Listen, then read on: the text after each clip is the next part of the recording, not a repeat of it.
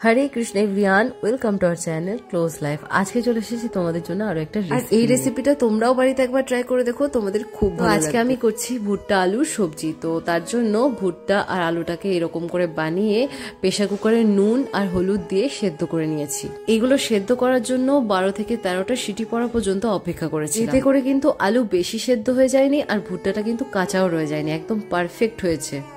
যাই হোক, এরপর একটা বড় সাইজের কড়াই নিয়ে নিয়েছি, কারণ পরিমাণটা অনেকটাই বেশি। আর তাতে দিয়ে দিয়েছি তেল, শুকনো লঙ্কা, তেজপাতা, হিং আর জিরে। আর অন্যদিকে টমেটো, আদা আর কাঁচা লঙ্কার একটা পেস্ট তৈরি করে নিয়েছি, যেটা এখন দিয়ে দেবো এই তেলের মধ্যে। তোমরা কিন্তু এইভাবে সবটা একসাথে পেস্ট করে নিতে পারো, আর তা না হলে আদা কাঁচা লঙ্কা আলাদা আলাদা করে তোমরা পেস্ট করে দিতে পারো, গোটা কাঁচা লঙ্কাও দিতে পারো। এরপর বেশ কিছুক্ষণ নেড়ে চেড়ে আমি এটাকে একটুখানি কুক করে নেব, আর তারপর দিয়ে দেবো একে একে মশলাগুলো। তোমরা তো জানোই মশলা আমি খুব একটা ইউজ করি না, খুব সিম্পলের মধ্যে থাকে, তাও তোমাদের দেখিয়ে দিচ্ছি কি কি দিচ্ছি এখানে। তো প্রথমে আমি এখানে দিয়ে দেবো পরিমাণ মতন হলুদ গুঁড়ো। ভুট্টা যখন বাজারে পাওয়া যায় ঠিক তার কিছুদিন পরে কিন্তু তোমরা ভুট্টা এনে এই সবজিটা রান্না করতে পারো। কারণ হচ্ছে ভুট্টার যে বীজগুলো সেটা এই সময় একটু বেশি পুষ্টিকর হয়, আর ভুট্টা যখন নতুন হয় তখন কিন্তু খুব একটা পুষ্টিকর হয় না, যে কারণে ওটা ভালো লাগে না, তখন আবার বেবি কর্নের সবজি খেতে ভালো লাগে। যাই হোক, এরপর সামান্য পরিমাণ দিয়ে দিলাম কাশ্মীরি লঙ্কার গুঁড়ো। এটা অপশনাল, চাইলে তোমরা দিতেও পারো নাও দিতে পারো, তবে দিলে একটু কালারটা ভালো আসে, এটাই যা। এরপর দিয়ে দেবো বাড়ির তৈরি ভাজা ধনিয়া জিরা পাউডার, আর তারপর দিয়ে দেবো সামান্য পরিমাণ চিনি। আর চিনি দিলে তো তোমরা জানোই সবজির টেস্টটাও ভালো হয় আর দেখতেও ভালো হয়। এই ছিল সামান্য কিছু মশলা, এগুলো দিয়েই দেখো কালারটা কত সুন্দর এসেছে। আর যখন তেলটা ছেড়ে আসবে তখন ভাববে যে মশলাটা রেডি। চলো, মশলাটা তৈরি হতে হতে আমি তোমাদের সুন্দর সুন্দর কিছু প্রথম কমেন্ট পড়ছি। আমি সুপ্রীতি পাত্র, সে কমেন্ট করেছে আমার কাটোয়াতেই বাড়ি, প্লিজ বলুন কিভাবে অর্ডার। প্রথমেই তোমাকে বলে দিই সরি, তার কারণ হচ্ছে কাটোয়াতে আমি যেহেতু এখন থাকি না, তাই ওখানে অর্ডারও নিই না। আর যেই ভিডিওতে তুমি কমেন্ট করেছো সেই ভিডিওতে যে কেকগুলো দেখেছো ওগুলো কাটোয়া থেকে কিছুটা দূরে আমাকে অর্ডার করা হয়েছিল। তো যেহেতু অনেকটা পরিমাণে বৈদিক ফ্লেভার্স থেকে অর্ডার করেছিল, সেই কারণে আমি অর্ডারটা নিয়েছিলাম। একটা কিংবা দুটো কেকের জন্য আমার কাটোয়ায় গিয়ে বানানো সম্ভব। আমি এখন শুধুমাত্র রঘুনাথগঞ্জেই ক্রিম কেকের অর্ডার নিতে পারবো।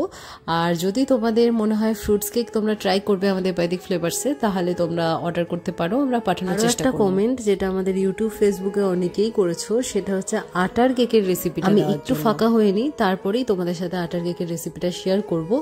আর কেকটা দুর্দান্ত হয়, বিশ্বাস করো, দারুণ টেস্টি হয়।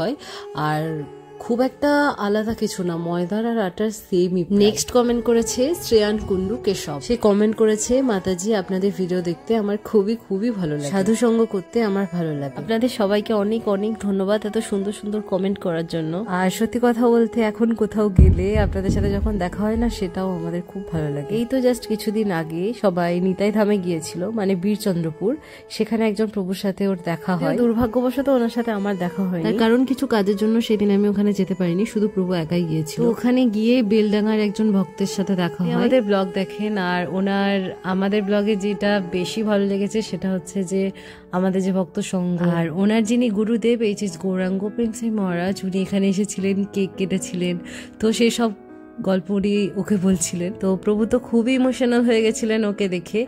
আর আমি যখন শুনছিলাম আমারই একটু কেমন হচ্ছিল যে সত্যি মানে আমাদের ব্লগে দেখছে, সেই ঘটনাগুলো আবার সামনে দাঁড়িয়ে বলছে, এটা আলাদাই একটা ভালো লাগা। সত্যি কথা বলতে এখন কোথাও গেলে যখন তোমাদের সাথে দেখা হয় আর তোমরা এই গল্পগুলো বলো না, যে ভিডিওতে এটা দেখেছিলাম ওটা দেখেছিলাম, এগুলো খুব ভালো লাগে আমার। আসলে ভিডিওতে তোমরা আমাদেরকে দেখছো, কিন্তু সেই মানুষগুলো যারা আমাদের ভিডিও দেখে তাদেরকে যখন আমরা দেখি তখন আমাদের আনন্দ আরো 10 গুণ বেড়ে যায়। আজকে অনেক কথা বললাম তোমাদের সাথে, অনেক গল্প করে ফেললাম। এবার রেসিপিতে ফিরে আসি। রেসিপি প্রায় রেডি হয়ে গেছে। আমি আগে থেকে সেদ্ধ করা আলু, ভুট্টা এগুলো সব মশলার মধ্যে দিয়ে কিছুক্ষণ নেড়ে ছেড়ে রান্না করার পর কিন্তু জল দিয়ে দিয়েছি, আর সামান্য পরিমাণ ঘি আর গরম মশলা দিয়ে ভালো করে ফুটিয়ে এটা নামিয়ে নিয়েছি। আর এখনো তো ধনেপাতা সিজন আছে, তোমরা চাইলে একটু ধনেপাতাও দিতে পারো। খুব সামান্য কিছু জিনিস দিয়ে কিন্তু খুব সুন্দর একটা রেসিপি তৈরি হয়ে গেছে। এটা তোমরা অবশ্যই বাড়িতে ট্রাই করো, খুব একটা বেশি টাইমও লাগে না। এরপর অন্যের সাথে এটা ভগবানকে এখন ভোগ লাগাবো। তো রেসিপিটা কেমন লাগলো জানি, ভালো লাগলে চ্যানেলটাকে সাবস্ক্রাইব করে দিও আর ফেসবুক পেজটাকে ফলো করে রেখো। হরে কৃষ্ণা।